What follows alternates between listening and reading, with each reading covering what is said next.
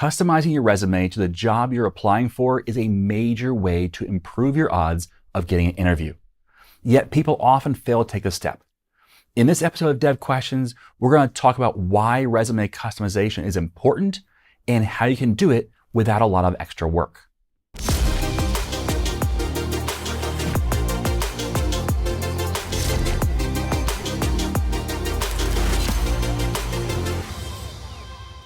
Software development is more than just writing code.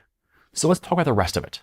Specifically, let's talk about why customizing your resume is important and how to do it efficiently.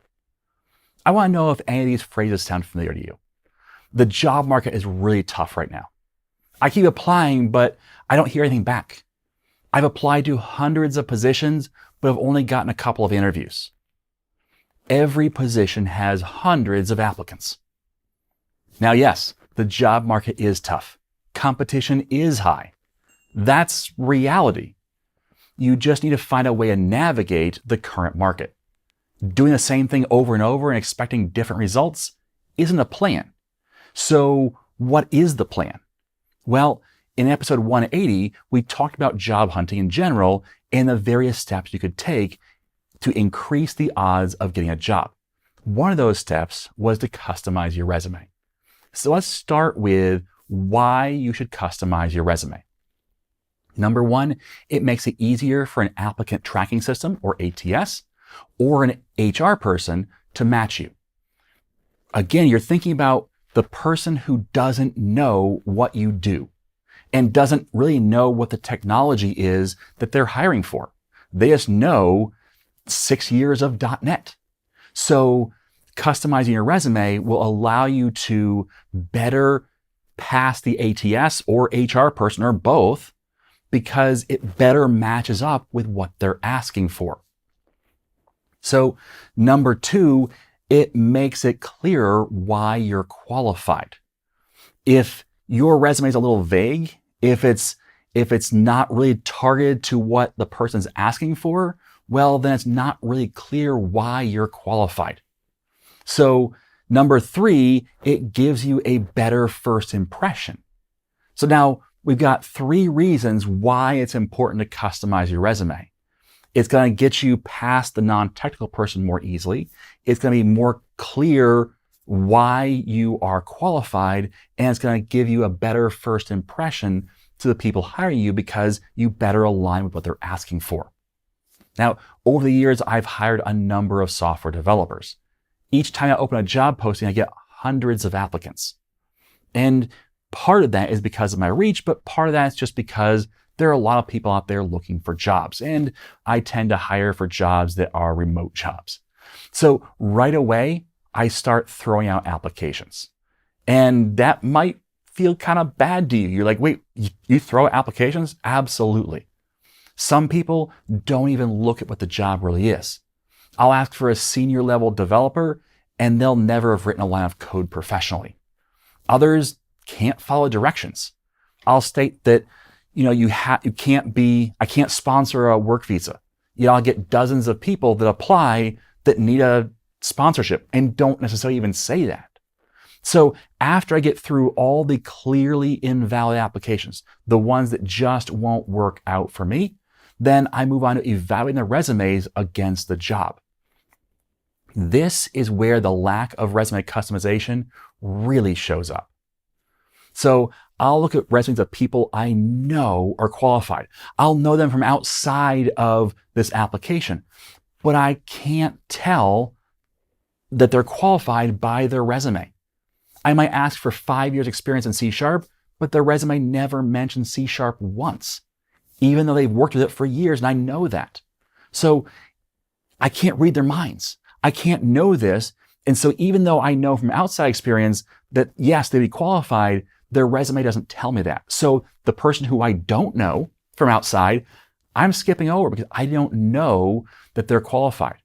Or I'll see a list of 20 skills, only 2 of which are relevant to my position, and they're buried in the list. So how do I know which of those skills they're most adept in and which are just things they've built a demo in? Well, I don't. And if it's buried in a list of 20, I might not even see the skills that I'm looking for. I do my best to carefully evaluate and read between the lines. But I know that I end up rejecting qualified candidates because I cannot see the skills I'm looking for. Their resume is filled with assumptions. They assume that I know what they can do. Unfortunately, I can't read minds. So I end up rejecting potentially good candidates because I just don't know. And I don't want that for you. So let's talk about how you would customize your resume without getting overwhelmed. Number one, have what I call a complete resume, one you will never turn to anybody. So have a complete resume to work with. It's just going to be everything you've ever done and all the different bullet points that might go under every job and every skill you ever have in your skills column. It's everything that is honest about you.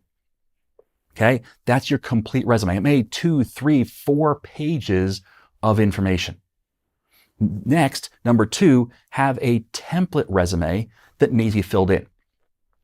I prefer to have a Word doc template. So I create a file. You can actually save a Word document as a template, which means when you double click on that template file, it creates a blank Word document with the template as a starting point. So have a template resume that needs to be filled in.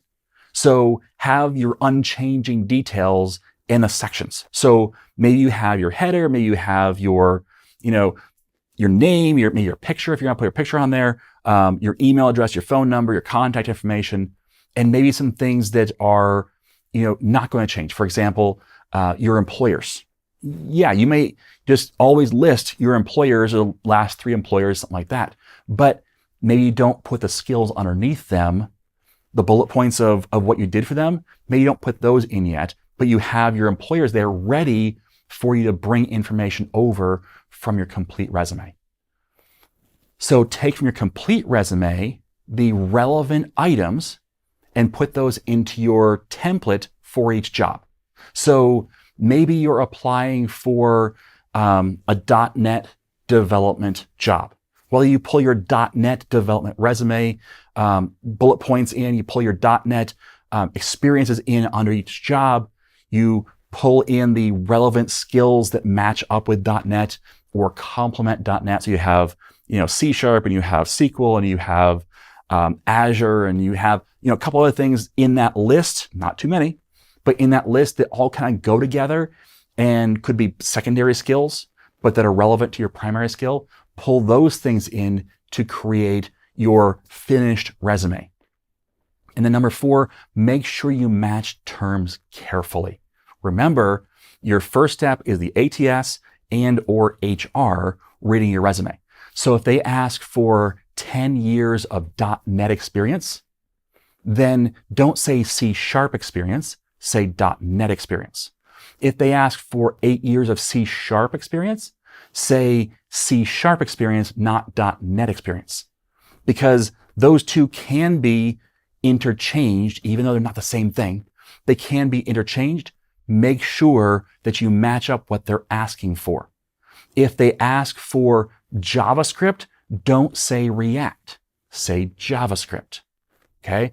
So you're trying to match these things up, and you might still say React, you might still say C# when it's .NET, but your primary things need to match up with what the job posting asked for, because they're going to take the job posting and compare it to your resume and say, I'm looking for 5 years experience .NET.